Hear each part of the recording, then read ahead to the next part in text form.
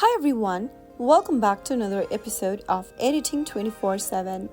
In this video, we will be learning how to delete Picsart projects. If you want to delete an existing project from your Picsart account, first of all, open up your Picsart application on your mobile device. Once you're inside the main home page, tap on All Albums drop-down at the top left, and then from the Recent option, go ahead and click on Picsart album. Now inside the Picsart album, if you have a saved project, you will be able to see it on the list, representing with the Picsart logo right underneath the image preview. Simply go ahead and click on See All and press and hold the project that is labeled with the Picsart logo. Once you do that, you will be able to see the Delete Project button.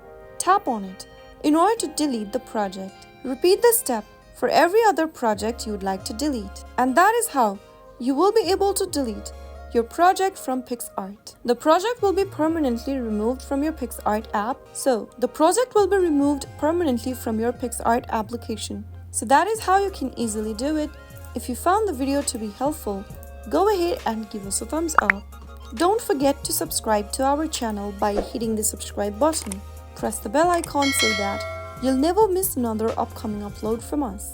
I will be back again in the next video. Thank you for watching.